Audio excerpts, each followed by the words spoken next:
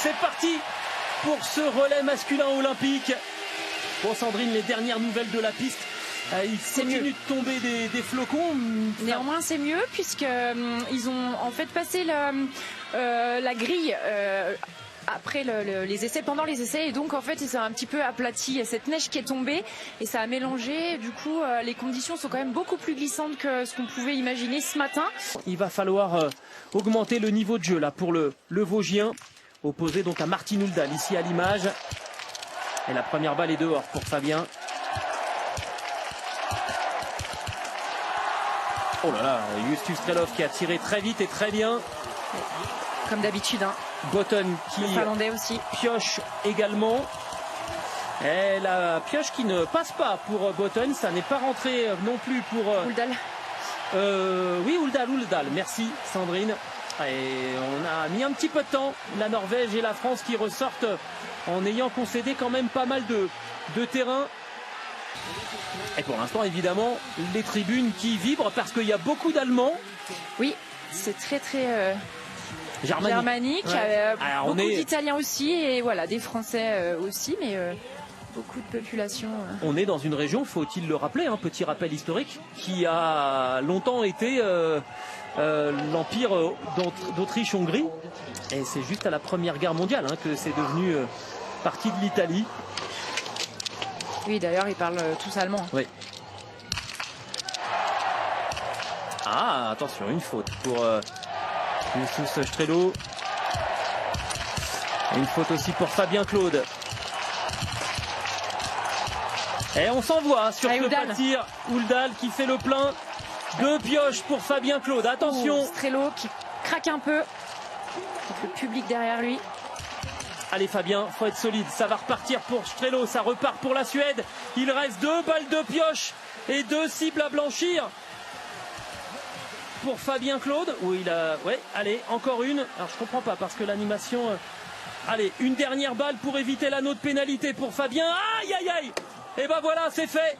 La France qui part sur l'anneau de pénalité. Et là maintenant c'est une toute autre course qui commence pour les Bleus. Il va falloir maintenant partir à la chasse d'une place sur le podium de ce relais masculin. Ouais, douche froide d'entrée de jeu. Ah, c'est ce qu'on redoutait. Mettre assez loin. C'est ce Il n'y qu'on aura redoutait. pas eu de miracle et de clés trouvées assez rapidement sur Cire debout. Après, physiquement, là, il peut en rattraper pas mal, évidemment. Ouais, ça ressort à 46 secondes. Loin. Il a fait du très bon boulot. Martin Houldal qui passe la main donc en tête à Johan Olaf Botton, le champion olympique de l'individuel. Quand on vous dit que cette équipe elle est vraiment redoutable, il avait fait 20 sur 20. Johan Olaf Botton, 8e du sprint, 10e de la poursuite, 93% sur le pas de tir. Et derrière les poursuivants qui sont donc à une quinzaine de secondes de la tête de course. Ouais, Strelov qui aura perdu que 5 secondes au final sur ce tour. Il a quand même fait un beau finish, ouais, l'Allemand. Très beau relais effectivement pour Justus Strelov. Et on attend évidemment désespérément l'arrivée de Fabien Claude. Qui va passer à Emilien. Alors Emilien, attention parce que ça peut être dans une configuration où il peut éventuellement se dire j'ai plus le choix que d'attaquer énormément mes tirs, et attaquer énormément les tirs ça peut être aussi... Faut se méfier du syndrome de Superman. Ouais, c'est ça. La France avait terminé le premier relais à 50 secondes de la tête de course. Emilien Jacquelin là est à 30 secondes désormais. Oh là, il a fait une première boucle assez incroyable, Emilien Jacquelin. Et il va arriver là maintenant. Bien. Il va aller voir. Avec, c'est ça, 29 secondes 7 de retard par rapport à Johan Olaf Botton. C'est encourageant de les voir. Qui a sorti sa première balle, mine de rien. On va voir qu'il a sorti la balle. Il ne tire pas très vite pour Botton. C'est pas son habitude. 2 fautes pour Botton. Attention parce qu'il y a eu un accident pour les Français. Il peut y en avoir un aussi pour la Norvège. Allez, Emilien. Les Allemands sont vraiment redoutables. La Suède aussi. On a fait le plein. Il y a eu une... super. Ce tir parfait. couché, hyper engagé. Génial. D'Emilien Jacquelin. Et la Norvège qui va aller. Oh non, pardon, je me suis un peu enflammé. Ouais, en tout cas, il perd énormément de temps. Ouais, il reste une balle. Il tirer sa balle. S'il ne rentre pas cette balle, Johan Olaf Botten va aller sur l'anneau de pénalité. Ah, il se reprend. Il n'arrive pas à tirer sa balle. Oh là là là là. Ouh, eh bien écoutez, Émilien Jacquelin était ressorti du pas de tir à 7 secondes de la première place. Eh bien il est revenu et il est parti. Échappé solitaire de Émilien Jacquelin. Alors on tremble un petit peu, mais on l'expliquait là pendant la pause avec Sandrine Bailly. Émilien, il est comme ça. C'est un artiste et là il est plus fort que tous ses rivaux direct dans ce deuxième relais. C'est ça aussi l'atout, d'avoir quelqu'un sur un deuxième relais qui va plus vite que les autres, il peut leur mettre la pression. Le tir debout d'Émilien Jacquelin rentré avec 17 secondes d'avance sur l'Allemagne, la Suède, la Finlande et la Suisse. La première est dehors.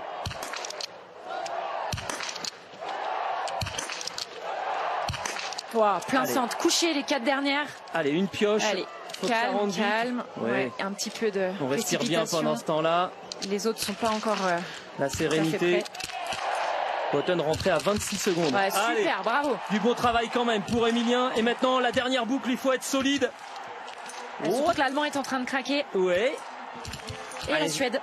La Suède qui sort. La Finlande aussi avec une pioche. Et Botten. Regarde pas, avance, il prend tout le temps ça perd du temps de regarder. Botten qui a fait le plein aussi. Ça va être dur quand même la fin de la boucle là pour Émilien Jacquelin parce qu'on est revenu. J'espère Néline, Pero Sepala, on disait que Sepala était aussi un très très bon fondeur. Allez, ils vont peut-être le rattraper, après il faudra s'accrocher. Ça serait la belle histoire, on va croiser les doigts, mais pour qu'on y soit aussi. Enfin bref, il y a beaucoup de gens qui veulent la même chose.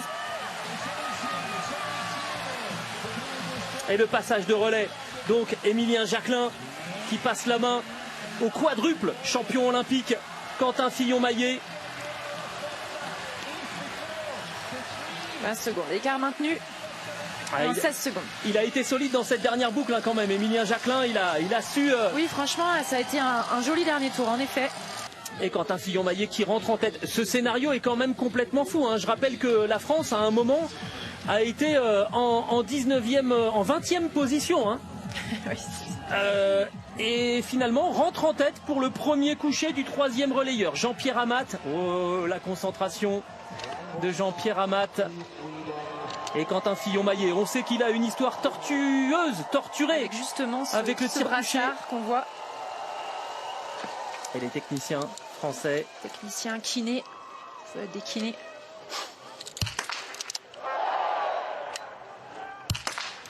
Allez, on voit d'ailleurs le bout de son canon qui bouge un peu. Allez, dès qu'il arrive à le stabiliser, ça va mieux, Quentin. Allez, une pioche. Ça pioche aussi pour Martin Ponsiglioma. Ça va piocher même 2 fois pour Ponsiglioma. Ouais, c'est bien, Quentin. Bien. Très solide, même pas peur. Faire l'écart, c'est peut-être juste le Norvégien qui pourra. Sur l'Allegric, sur le coucher, il ne faut pas espérer que ça déraille. Et par contre, la Suède là qui repart dans ses travers, Ponsiglioma. Ouais, ça y est, ça fait le plein pour Martin Ponsiglioma. France, Norvège, Suède. On retrouve une hiérarchie plus classique. On voit le papa d'Éric Perrault justement. Franck Perrault.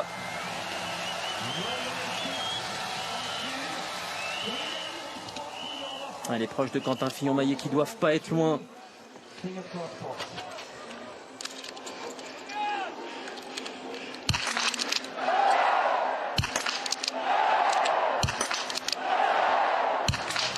Allez, il y aura une pioche. Allez, c'est rien de grave. Restez concentrés. N'écoute pas. Allez, voilà, c'est bon. Super. Et ça va repartir à 3. Norvège, Suède, France. Donc, le fanion bouge un peu, mais sans conséquence pour eux. Et ben voilà, le match en là. Et maintenant Ponsiglioma, je vous annonce, Ponsiglioma, pied au plancher. La dernière boucle. Et là, ça va soulever de la neige. Et voilà, Ponsiglioma. Voilà, c'est parti. Ça vole, là, ça vole, il est puissant. Ça virevolte pour Martin Ponsiglioma. Et Quentin derrière qui est en symétrique mais qui a du mal qui se fait décrocher aussi, et les grids qui n'arrivent pas non plus en pas de montée à... L'impression de puissance dégagée par Martin Ponsiglioma. C'est comme ça qu'on perd 3 secondes, et encore fallait-il en avoir dans les jambes. Oh là, ça va être plus que 3 secondes, hein, je pense, parce que voilà, la montée, elle se termine là. C'est la relance là qui est super importante, mais quand on a fait un effort comme Ponsiglioma, après il a des grandes jambes, il arrive à... Mais bon, derrière, s'il pousse encore, il va... Ouais. Il va peut-être en perdre un peu de temps.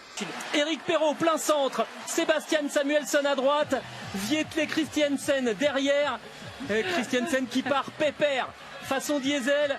Ça sert à rien de s'énerver là sur les premières dizaines de mètres. L'explication au sommet entre la France, la Suède et la Norvège pour ce relais masculin des Jeux Olympiques. On rappelle que la France n'a jamais été sacrée dans cet exercice.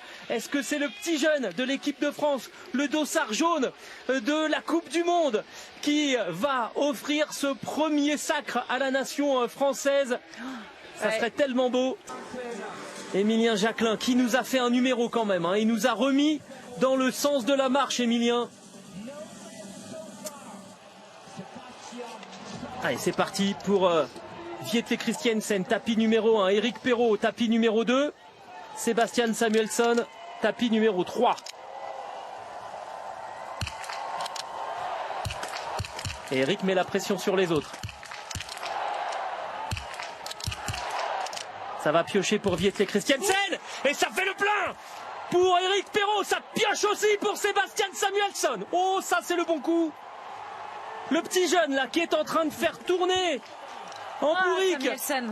Allez, Christiansen, il sera pas très loin. Mais là, ça va l'obliger à travailler un peu. Il va devoir revenir. Allez, c'est bien, Eric, super. Qu'est-ce qu'il est fort. Et Samuelsson qui s'en sort. Mais il a perdu beaucoup là, Sébastien Samuelsson. Là, il va être obligé de travailler maintenant, le Suédois. Il y a peut-être un petit peu plus de réserve de puissance pour le Norvégien. Plus lourd que le Français. Et puis surtout, 33 ans. Il y a plus de fond quand on a 33 ans que quand on en a 24. Il a perdu, il est en train de perdre en plus là. Ouais, il a perdu 5 secondes. Il a perdu 5 secondes. Et il neige toujours sur la piste. Donc là, ça doit freiner un petit peu les skis aussi. Ça favorise pas forcément... Christiansen? Ouais, ça dépend, faut être plus léger évidemment. Après, faut avoir de la puissance aussi. Donc... Il accuse le coup là, Sébastien Samuelsson. On y est. Le tir debout d'Éric Perrault. Allez, là, si ça fait le plein, clairement, c'est le titre olympique qui serait le premier dans l'histoire du biathlon français pour les messieurs.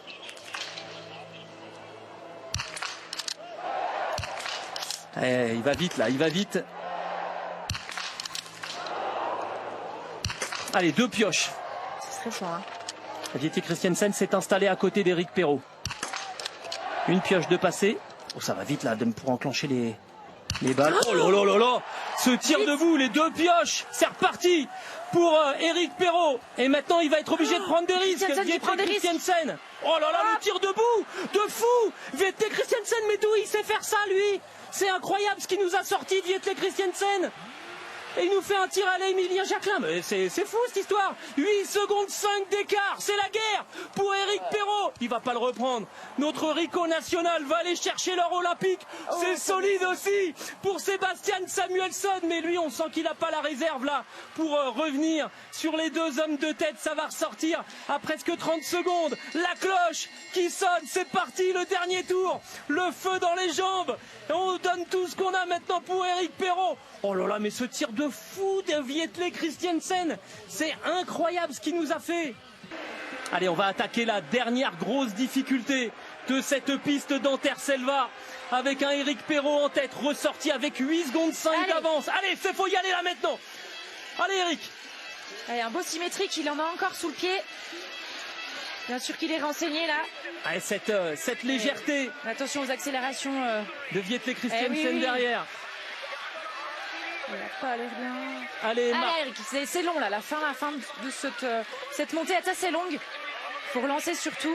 Ah, et puis Christiansen, il est pas bien, il donne pas l'impression de vitesse là, Vietle Christiansen, mais est-ce que c'est une impression? Non, il est en train de perdre. Il perd, ça y est, ça remonte, l'écart qui est passé au-dessus des 10 secondes. Le bras de fer qui tourne à la faveur d'Éric Perrault peut-être. Attention, quand ça descend, les gros, entre guillemets, prennent plus de vitesse que les fins. J'en sais quelque chose, je suis dans la première catégorie. Et Sébastien Samuelsson qui va aller chercher la médaille de bronze pour la Suède. Voilà le Tchèque avec l'un des membres du staff, Fabien Claude, Émilien Jacquelin. Il doit y avoir Quentin Fillon-Maillet qui ne veulent pas le quitter des yeux. Ils ne veulent pas le quitter des yeux. Il est là. Et Christiansen, il est fort. Mais il est bon. cuit, Eric. Par contre, là, il n'arrive plus. Attention, allez, Eric. Allez. Faut rien lâcher. On ne sait jamais. Oui. Allez, encore. Elle est longue, cette ligne droite. On n'aura pas notre sprint, mais fallait mieux pas qu'on en ait. Oui, avec Vietle Christiansen, il vaut mieux éviter le sprint. Il a fait le travail, Éric Perrault. Il a été absolument énorme. Quentin, Émilien, Fabien et Eric, dans 10 secondes, vous serez champions olympiques, les premiers champions olympiques français en relais. Voilà l'une des couronnes qui manquait. Elle est magnifique, elle est sublime, elle a été sculptée magnifiquement par nos 4 bleus, par le staff. Merci messieurs, le biathlon français sur le toit du monde.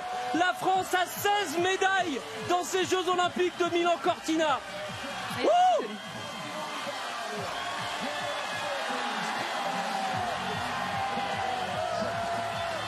Un tour de pénalité, ça n'a pas suffi aujourd'hui. Un tour de pénalité et ça n'a pas empêché les Bleus de gagner. Et 9 pioches.